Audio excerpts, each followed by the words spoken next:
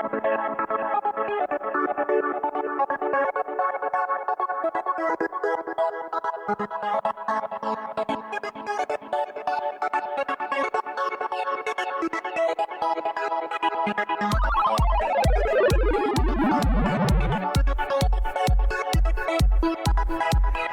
turn to page 87 of the Instruction Booklet.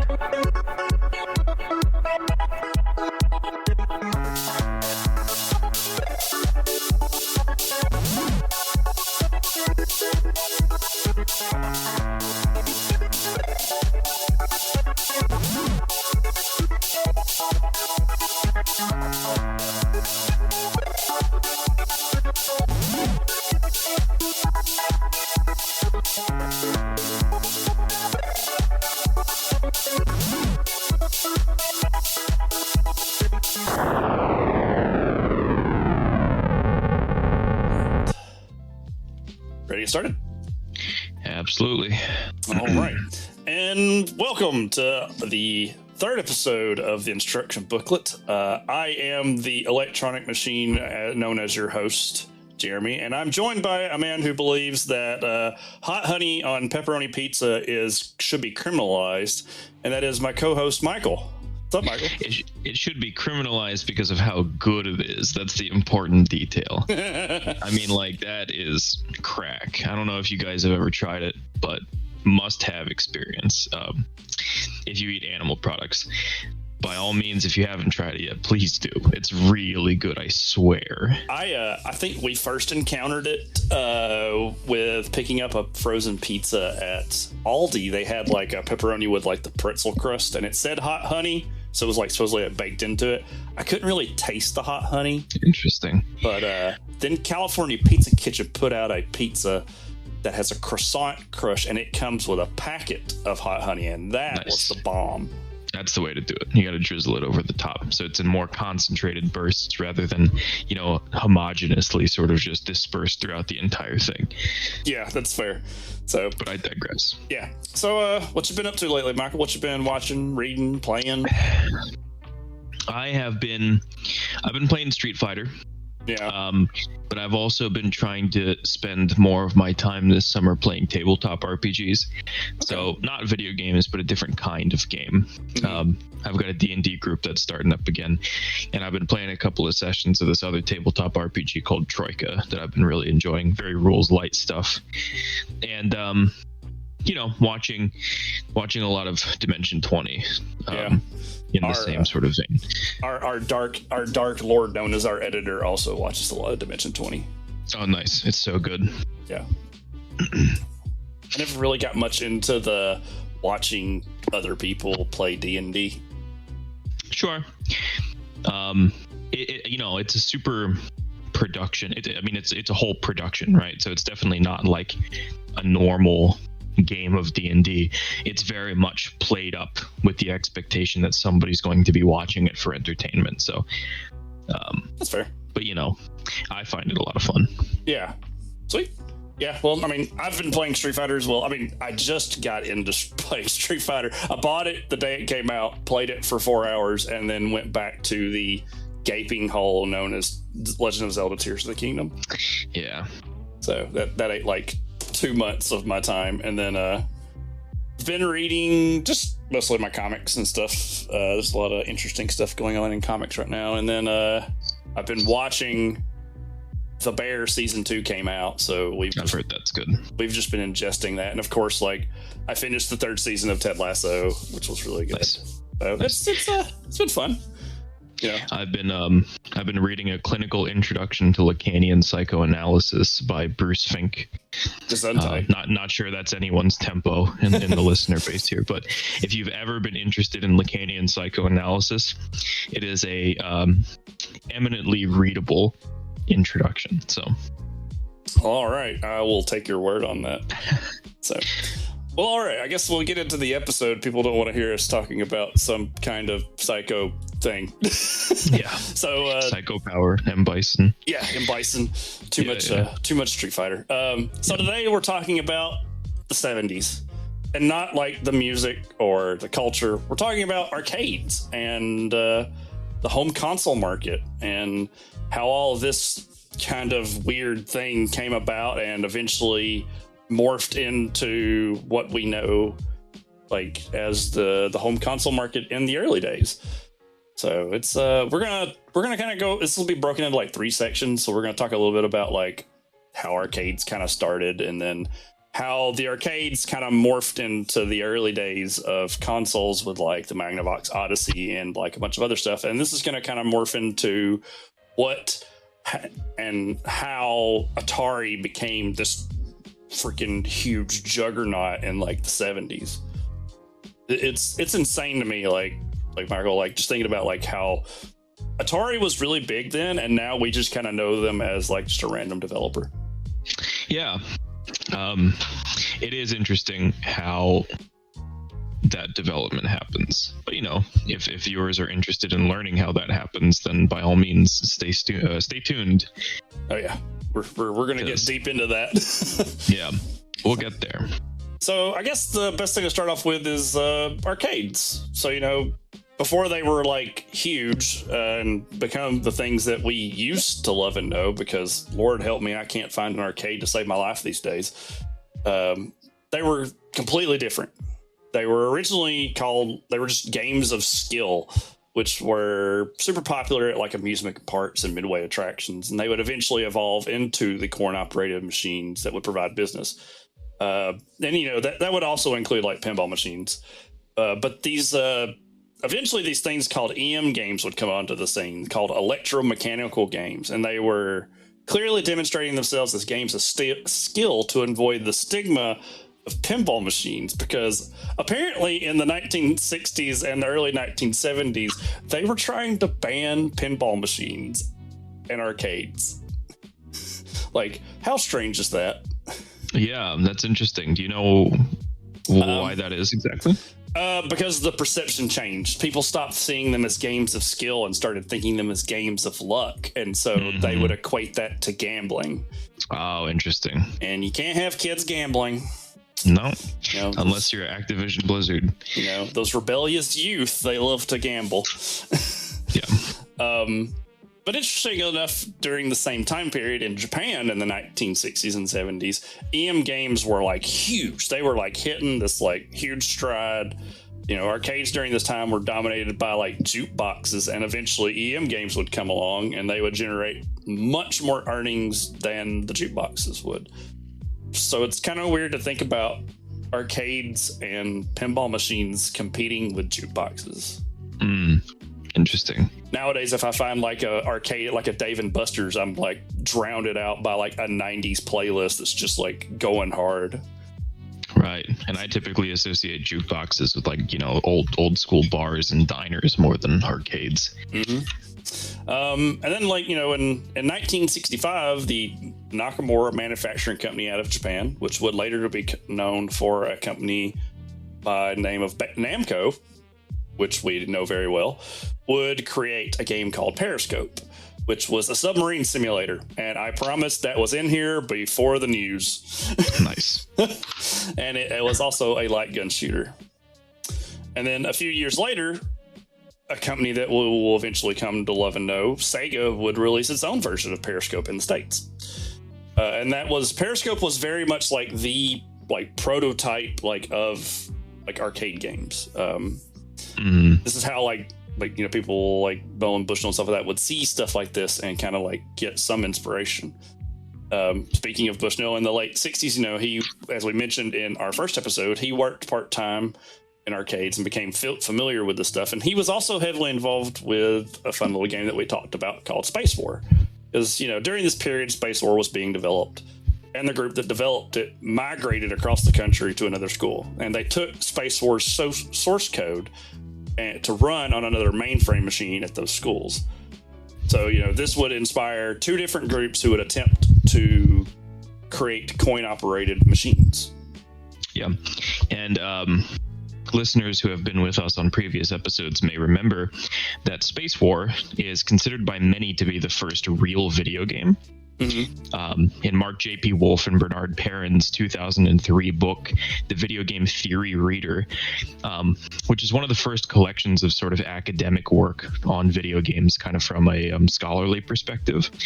Wolf and Perrin gesture towards a number of histories that have already given accounts of what is commonly considered to be the first real video game, and they name Space War specifically. Though it is worth remembering that this is by no means an obvious claim and can be complicated if one chooses to interrogate what exactly counts as a video game, which is something that we definitely did in our first episode.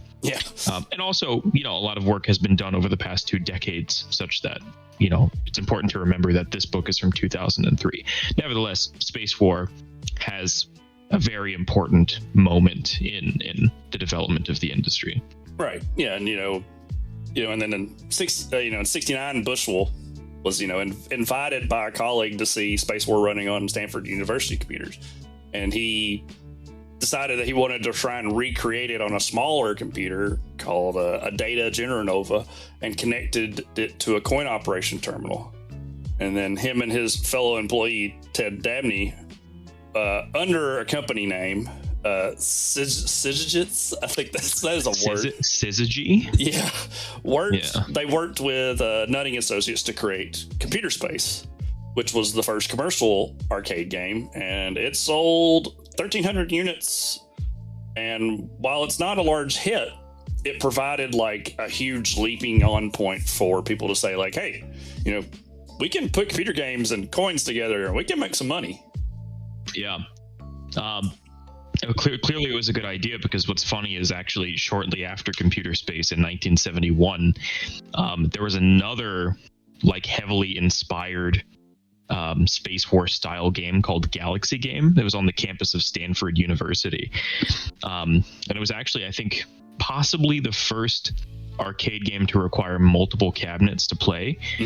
And it was the second ever coin operated game cabinet.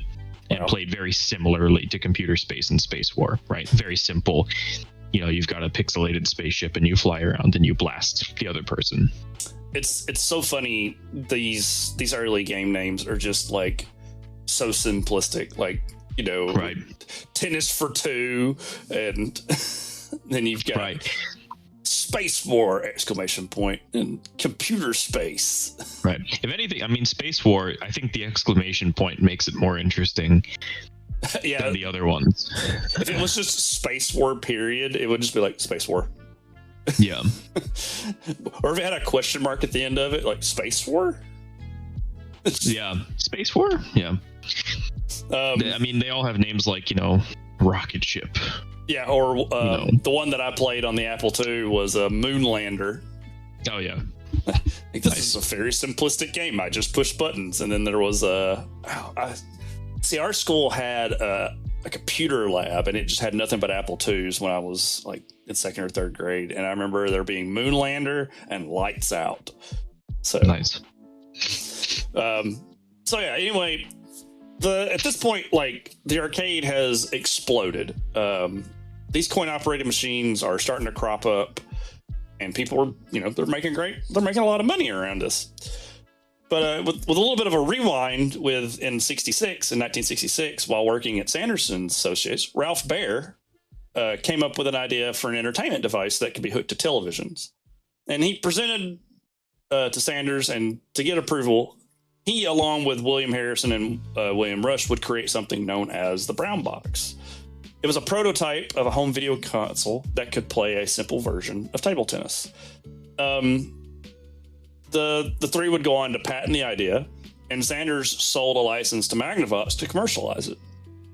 Now, it's definitely going to be worth remembering that these guys patented this for something for things later to come, because yes, that is very important. This will be a useful tool that will help us later. Yeah. Because with the help of Magnavox, they would go on to create what we know as the Odyssey, which was the first commercial home console in 1972. So these home consoles and this arcade stuff is kind of happening parallel to one another. Because, Bushnell would go on to see the demonstration of this table tennis game on the Odyssey, and it would inspire him to create a game. That game being pretty popular. I mean, sort of popular. It was just a game called Pong that was released. I think I've heard of that. Yeah, it was released in March 1973. It was kind of successful. I mean, each machine only grossed like $40 a day. Okay. Yeah, and with its success, and this Odyssey, this home console, this numerous other coin-operated machine manufacturers who are mostly making electronic games and pinball machines, they would attempt to capitalize on arcade games, and you would have companies such as Bailey Manufacturing, a tiny little company called Midway Manufacturing, who may go on to make some important fighting games, Williams Electronics, Taito, and our friend Sega would join the market. Most to trying to copy Atari with some small changes, and this would just lead to a wave of clones. Yeah. That would later go on to create problems for the industry, but we'll get there. Yeah, we're getting there. It's worth mentioning, too, that the first generation of consoles, they didn't have microprocessors and custom boards that were created specifically for the games that they would hold. Over the generation, technology improved, and later consoles of the generation moved to build circuits with integrated circuits, such as the Atari's Pong chip. Graphics in these early consoles were very limited, often supported with physical accessories and screen overlays. So like a plastic sheet that you would have to hold in front of the TV screen, or like fixed to the front of the TV screen, that would actually make up part of the interface. But some improvements would come about sort of as towards the end of this generation.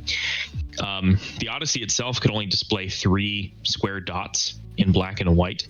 As the generation progressed, consoles would start to display color as well as more complex shapes and texts.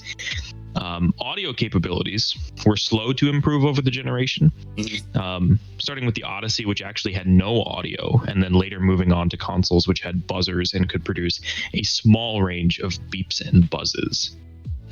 I know, and we got that picture of the Odyssey in here, and it's like, I think I described it yesterday when we were going over the notes, that it looks like a vacuum cleaner head. Yeah, it's a very interesting console. If you guys are at a computer right now, just look it up, the Magnavox Odyssey. The controllers are very interesting as well. They're just like large bricks with knobs on them.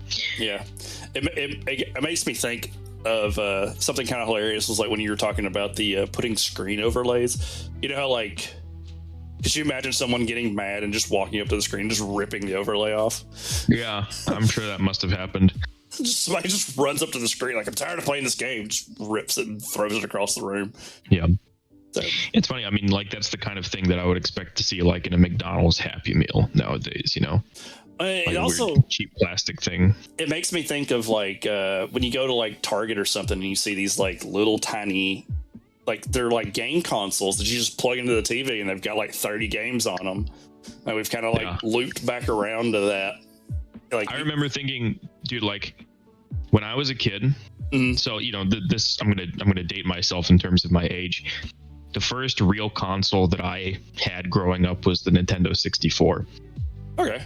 And I remember finding one of those things that you're talking about. Yeah. Like a controller, like a cheap controller that actually had games built into it and was basically just its own kind of crappy console. And I remember actually thinking it was the coolest thing ever. I was like, this thing has games on it. You don't even have to put a disc or a cartridge into it. Yeah.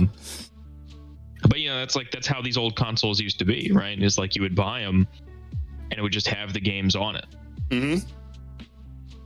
It's so funny how we started here with these things that are pre-built with games built into them.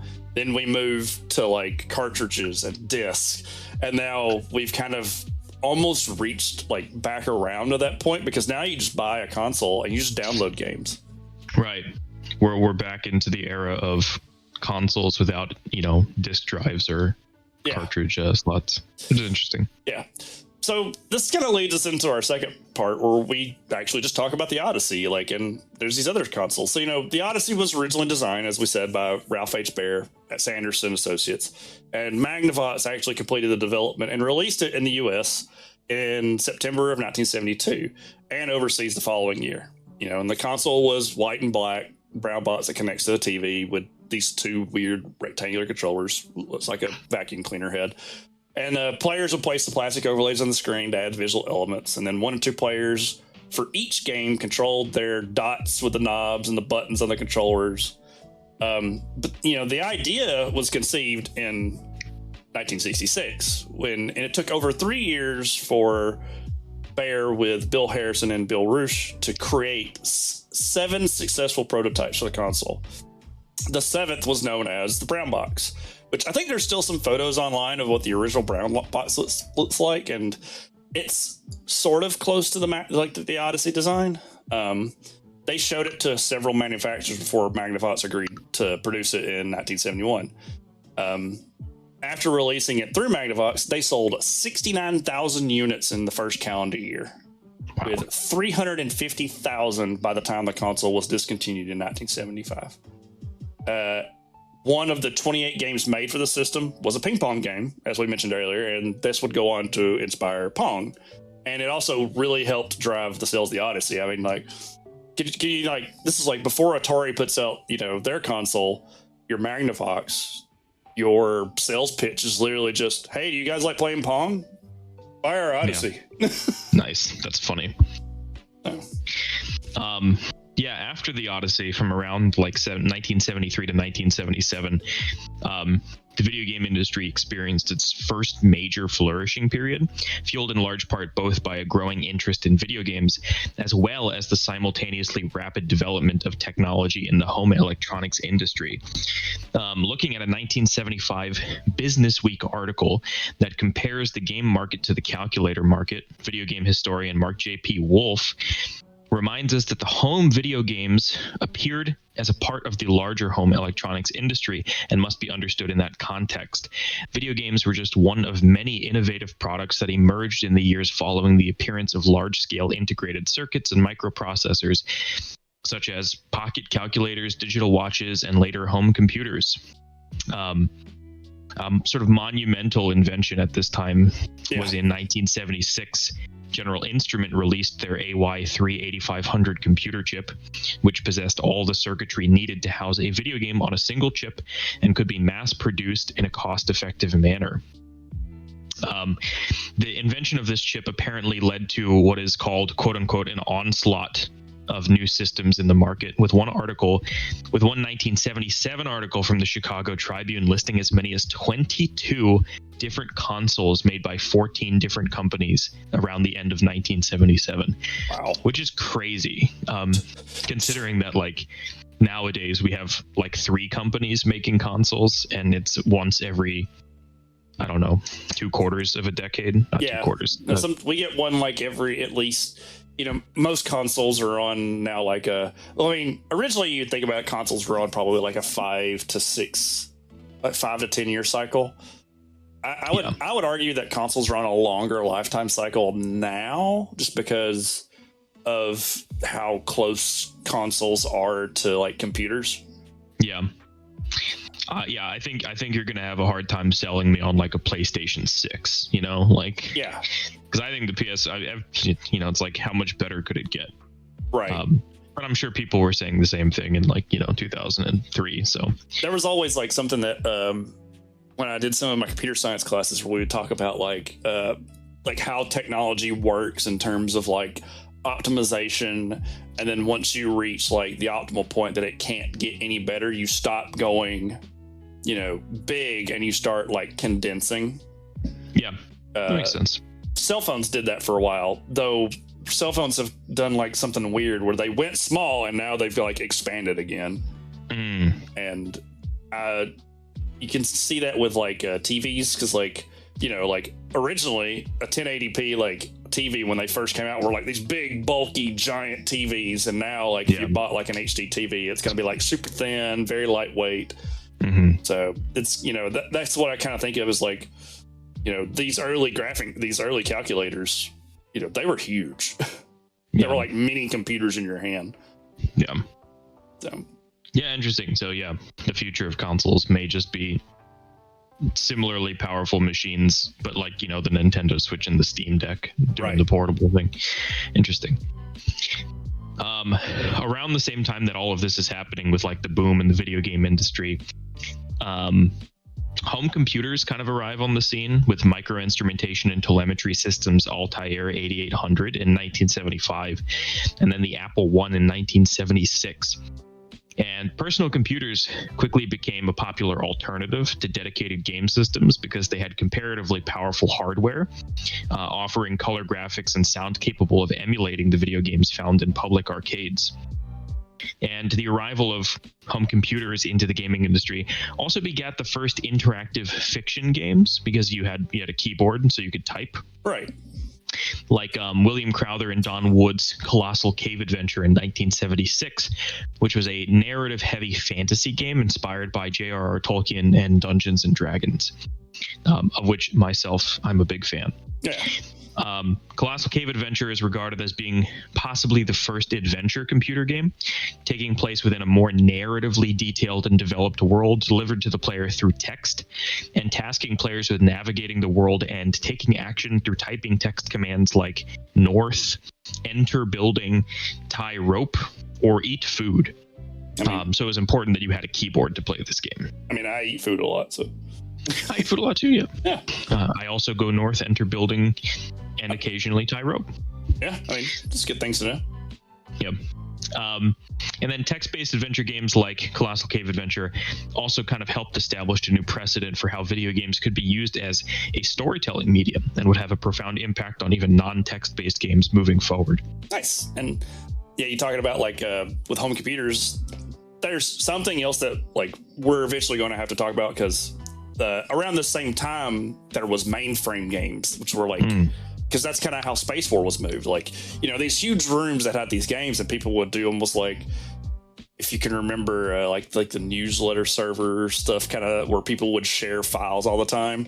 This was kind of like the early days of that, which to talk about it, it's going to take us, it's going to be we're going to have to dedicate a whole episode to talking about like how mainframe games influenced how personal computer gaming was. Because it's weird because like I think we talked about this a little bit in our first episode, how home computers and consoles kind of stay away from each other for a little while, and then they finally start like kind of coming towards each other, and then eventually you reach kind of like today where like we were talking about modern consoles are basically just small computers, right?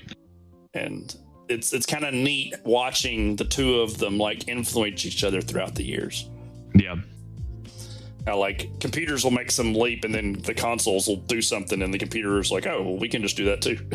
Yeah. So, not to skip ahead, but I think Nintendo actually, one of their first consoles is even like has the word computer in the name. Yeah. Yeah. Speaking of like other consoles, you know, and other companies were also releasing consoles around this time. So, you know, like in September 12th of 1975, several months before the release of Home Pong, Epoch released Japan's first home console. It was called the TV Tennis Electro Tennis.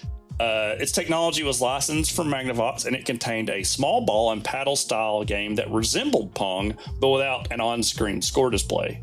The game controls were contained within the base of a unit, and it connected to your TV through UHF antenna, as opposed to being directly connected, which was very unique. And compared to popular consoles, it didn't really sell well. It was about 20,000 units. And the picture of this thing is so weird. Yeah, it's like the wackiest console I think I've ever seen. Yeah, if you're on your phone or your computer, like just Google search TV Tennis Electro Tennis, and you will see this thing. Like, it's so strange, and the fact that it uses like UHF antennas to like communicate to the TV is just also so bizarre to me. But you know, there was another console in '76. Coleco released a series of 14 dedicated consoles up until about 78, when they suffered some significant loss due to worker strike and prevented it from being shipped. The series featured a number of different styles of ball games, external accessories to enhance gameplay. They had unique triangle designs that came with a light gun and steering wheel. And we would eventually know this as the ColecoVision, which looks just like something I would see in a 1970s business movie. Right. So it looks very boring. It does. And the controller is very strange looking too. It's like like a old car phone. It looks like it. And just to add a nice little piece to this, in the late 1970s, a small company called Nintendo, they're not like a big deal or anything.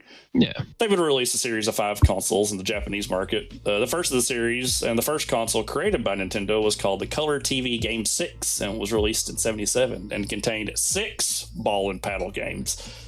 The Computer TV game, was a 1980s port of Nintendo's first arcade game, Computer Othello. And the third console in the series, the Color TV Game Racing 112, was the first project some guy named Shigeru Minamoto created. I mean, I don't know if he's a big deal either. Yeah, no, we'll have to look into it when we, research. Yeah. So, and I think there's like another console too that we're missing. Yeah. So we probably alluded to this, or I probably alluded to this, especially in our inaugural Easter egg episode 0, if you listen to it. But there's a very important video game console that comes out around this time, and it's one that you may not have heard of, and it is the Fairchild Channel F video entertainment system. It was released in 1976, and believe it or not, this system was the first home video game console to feature game cartridges that could be swapped in and out of the console to play different games, as opposed to just having a certain handful of games hard-coded into the system, which is kind of what we were talking about earlier. Yeah. Despite this groundbreaking technological innovation for the time, the Channel F video entertainment system has been largely overlooked in accounts of video game history. According to Zach Whalen, who is another sort of video game studies scholar, the Channel F video entertainment system comprised several significant milestones in the home console technology and culture, but remains relatively unknown today, whereas its major competitor, the Atari video game system, is emblematic of retro gaming nostalgia. Yeah, and that would be the 2600. Yeah, the 2600. And, it's important for video game history, of course, that we give credit where credit is due. One of the reasons why, for instance, Warren Robinett was largely sort of crowned as the king of the Easter egg for so long was actually because, the games where Easter eggs existed otherwise, like Video Whiz Ball and the Channel F video entertainment system, they simply weren't popular enough for people to actually just go in depth into them and find the Easter eggs the way that things like Adventure were. Yeah, and the great part is if you're really interested in the Channel F, I highly recommend there is a YouTube channel called Video Game Historian, and he just did an episode about the Channel F. Yeah, very timely. Yeah, it's very good too. The Channel F controllers were like joysticks, but without a base. So like a thing that you hold vertically, like a straight line up. The main body is a large hand grip with a triangular cap on top, the top being the portion that actually moved for 8-way directional control. It could be used as both a joystick and a paddle, and it could be pushed down to operate as a fire button and be pulled up as well. The first generation console also contained a small compartment for storing the controllers when moving or when not in use. Nice. That's kind of like the Coleco. The Coleco had that too. Yeah. It's interesting how, these companies would look at one another to get inspiration for how they wanted to, build their consoles and such. Yeah. If there's anything that the early video game industry is doing is it's ripping its competitions off, right? Everyone's ripping off each other in terms of looking for inspiration in games and in design. I'm sure that won't cause any problems. I don't see how it could, Yeah. So with all this talk of all these consoles and how it seems as though they've all have this paddle games that are tennis that leads us into our third and kind of last section of the episode of this company called Atari. This founded by Nolan Bushnell and Ted Dabney, we mentioned earlier. They were kind of a key player in the formation of video games and the arcade and just the industry in whole. They were based primarily around Sunnyvale, California, and the company was initially formed to develop arcade games. They launched Pong in 1972 to great success. As computer technology matured with low-cost circuits, as Michael was mentioning, Atari would venture into the consumer market, first with a dedicated home version of Pong and other arcade successes around 1975. Originally, they wanted to stick with the name of Syzygy, which is apparently an astronomical term, but it already existed by the people who were working on Computer Space. So Bushnell was apparently a big fan of the strategy board game Go, and in considering various terms for the game, they chose the name Atari, as a Japanese term in the context of the game means a state where a group of stones is imminently in danger of being taken by one's opponent, which is so strange to think about for a computer company. Like, you named your company to be in imminent danger. Like, Interesting. okay. I don't think was Atari ever bought out? I think they're still their own independent developer, aren't they? Yeah, I'm not sure actually. That's interesting. Yeah, I will have to look into that. yeah. So Pong was their first commercially successful video game, and it helped establish the industry along with the Odyssey. Soon after its release, several companies began producing games that kind of closely mimic the gameplay. Eventually, Atari's competitors would release new types of video games that deviated from Pong's original format and to varying degrees. This, in turn, led to Atari encouraging its staff to move beyond Pong and produce more innovative games. So, that's kind of useful because, it's, the competition breeds innovation kind of stuff. Yeah. The guys down the street just made, Colossal Cave Adventure. We should build something like that. I'm fairly certain the 2600 had... why can't I think of the name of the game? I've played it. I've played a 2600. Yeah, there's Adventure, and then there's why can I not think of this one? It's like the jungle one. The guy swinging on the vines of the crocodiles. Oh yeah, I know what you're talking about. Is it Pitfall? Yes, Pitfall. Thank you. Pitfall. Yeah. Yeah, I had a friend when I was in elementary school that had a 2600, so I actually got to play some of the games on the 2600. Which, I played a lot of Pitfall. There was one game called Barnstormer where you're a plane, you had to fly through barns. Interesting. So it's so funny, playing some of these old Atari games. You're just seeing the basics of how these things were built. And this is all a company built off the success off a ripoff of Tennis for Two. Yep. So, so Atari would release several sequels to Pong and build upon the original's gameplay by adding new features. And trust me when I say that there are a billion versions of Pong. I mean, not actually a billion, but there are so many Pong. Think back to the thing that I was reading earlier about there being 22 different consoles made by 14 companies within the span of 1 year. Yeah. And just imagine that all of these companies are just making, they're just printing rip-offs of Pong, Well, we've made this new system. What should we do? What if we make a rip-off of Pong? Genius. Right. Does it have Pong? Does it have Pong was the Can It Run crisis of the 1970s. we should make that onto a shirt and just sell it. Does it have Pong? Does it have Pong? So eventually Atari, probably sick of all these people making Pong rips-offs, would make a home release of Pong that was exclusively sold at Sears, another dead institution. It was a commercially success, but unfortunately just led to more clones. But a fun tidbit of information is Pong's now a permanent part of the Smithsonian. Nice. Yeah, you can go read about it in the Smithsonian. Maybe one of these days I'll make my way up there. Yeah. Atari, important company.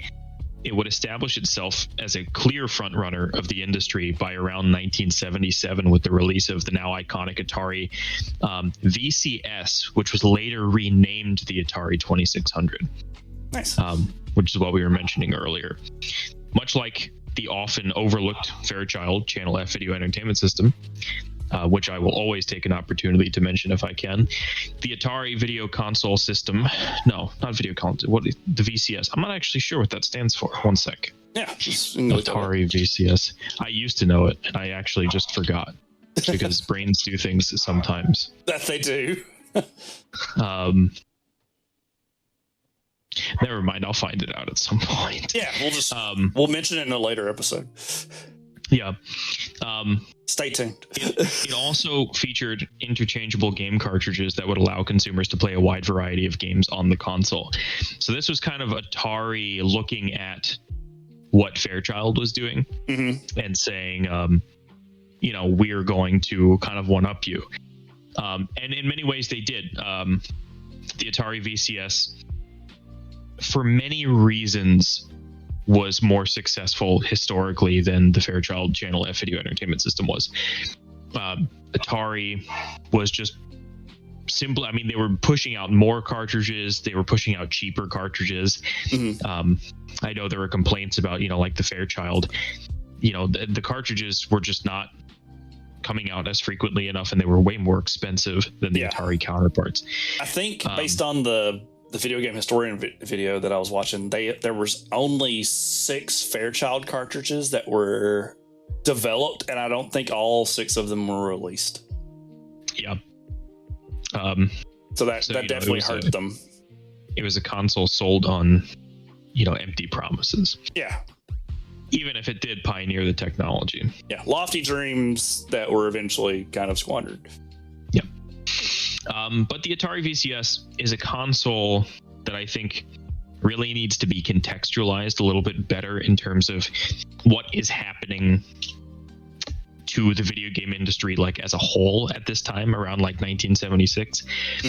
And I think in order to give that context for the video game industry and for kind of the moment, we'll need to dive deeper into what is known as kind of the first crash of the video game industry in 1976, which, if you guys stay tuned, we will cover in more detail in our September episode. Yeah, our landmark episode, making it to 5 episodes, which is what our plan is for right now. Yeah, it's interesting that this period from like 1970 to where we're kind of stopping here in like 1976. Even though we kind of talked about some things beyond that, it's this blip where you went from nothing, like pinball machines and electronic games and jukeboxes and parents trying to ban pinball machines for some bizarre reason, to this explosion of like people being like, hey, people like playing games.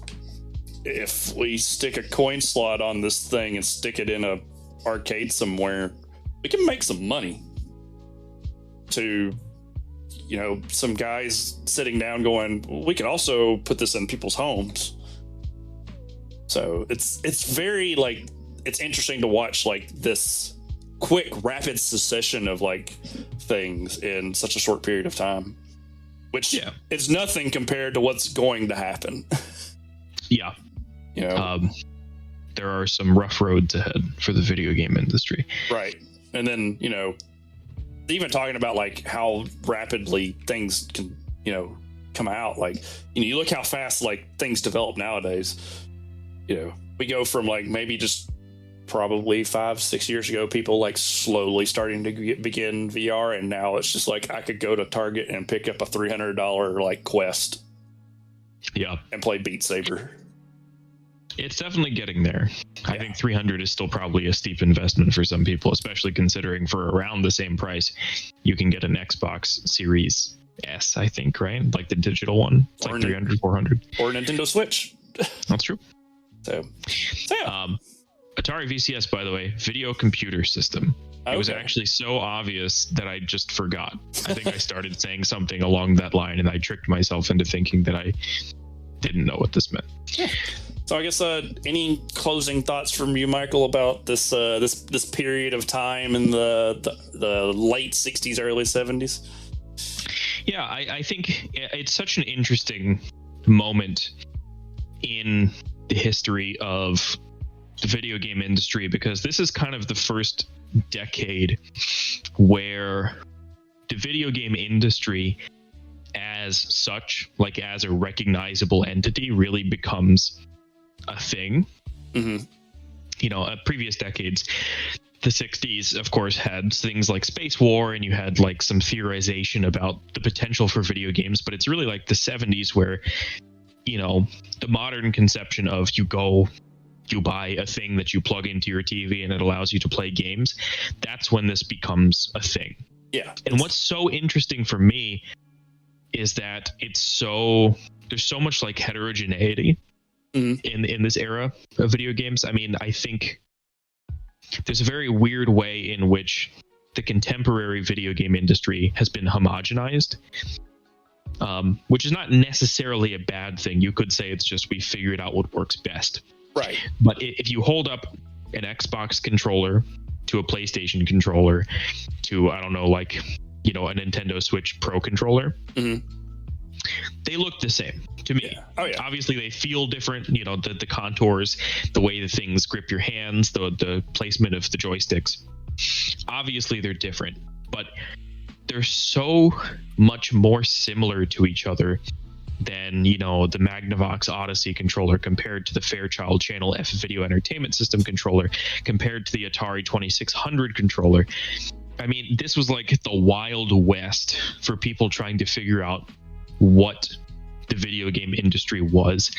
And I think there's a very interesting way in which you can go back to the 70s and you can still see like good ideas that for some reason just didn't work. Yeah. It's like, it makes me. Oh, go ahead. No, go ahead. It's like what I was saying, where it's like how we've kind of looped back around, where it's like people make these consoles with pre-built games and just plug them into the TVs. But yet, like, at some point, we decided to stop doing that and move to cartridges. And now we've kind of looped back around to that. Like, you can see where it's like it's like, if they just own the console and put the games on it, that we can sell them, you know, the cartridge, quote unquote, as a download. Yeah. So. I look at this era in video games, you know, Pong copies aside. Right. And I wish that developers were still interested in like taking risks and doing things radically different. Of course, this sometimes has problems, you know, like the Wii U was decidedly not a great console in my opinion. Oh yeah, it had terrible marketing too. They should have named it something else. Yeah. I mean, but like look at like the Dreamcast, which was like a big deal, like kind of ahead of its time for some of the stuff that it was doing, but it was a commercial flop. Yeah. But people have like such fond memories of that console. Yeah, that's true. Or Nintendo's virtual, you know, the Virtual Boy. Yeah. So it's fascinating that, like, yeah, you're right. Like, people don't take as many risks nowadays. Right. It's weird. I mean, I appreciate Nintendo for kind of always willing to do weird things. Like the Switch is a very interesting console. Yeah. And I think it's been very successful and has, you know, I mean, the same general idea is there as far as controller layout, especially if you plug both of the Joy-Cons into like the little holder that turns it into a more traditional controller. But yeah, it is different. But like, you don't see people like making, you know, like with the Electro Tennis, where it's like, here's a console that works via antenna, or like, right. You know, I'm not surprised we haven't reached a point in technology where we have integrated TVs and consoles in one thing. Yeah. Like, Sony makes TVs. Why have they not built a combination TV PlayStation? Yeah, for real. That'd be a good idea. Swear to God, Sony, if you're listening to me and you do this, I best get some money. Do you remember, did you ever try out one of those Steam controllers? No, but I do have a now discontinued. I have the Steam Link, the little box that you hook up to your TV. Yeah. And now it's an app on your phone. Oh yeah. So. Did you ever see the Steam controllers? Yeah, it had like the indents, right? They had like those big weird touchpads that also like clicked, I think. Mm-hmm. I'm just like, I'm thinking about that now because I'm like, man, I wish that controller I wish it would have done better. It was actually a good controller. I just think it was just too different than what people, like some people want the familiarity of being able to just sit down and play Halo or Call of Duty with the same controls that they've always known how to use. Mm-hmm. And I think that's, just one of the problems is it's just become very familiar for controllers to have this kind of layout. Yeah. And I miss the wackiness, I almost wish that, like the Ouya or the Soulja Boy game console would have, or the Stadia. Yeah, well, Stadia had other problems. Oh yeah. So I do think Google was on the right track with that. I mean, I do think that game streaming is going to become a more viable thing. Yeah, as time goes on. Yeah, I think for me, like looking at this like time period, and like I see all this stuff like where it's like, wow, it just like these people had this new technology on their hands, and they just went with it, and they just tried. It's like they tried everything. Yeah. Like you said, like there was like 28 consoles from 14 companies. Like I want to know what all these consoles look like. Like, right. How far out in the weeds do some of these people get? I want to know what all the controllers look like. Yeah. And like, what all games did they play? Like, just it all makes me go back to like part of like why we're doing this show and stuff, of like trying to preserve like the history, and how that's like becoming a newer thing of like preserving old video game history. Yeah. And looking at it from like this like critical like eye from like, how we're comparing it to the present, and like how these two things are almost kind of similar but also very different, and this cycle that it's kind of going through. Yeah. Well, one of the interesting dilemmas of sort of doing a history is that you're always retroactively going to frame the narrative in terms of, our current position looking back. Yeah.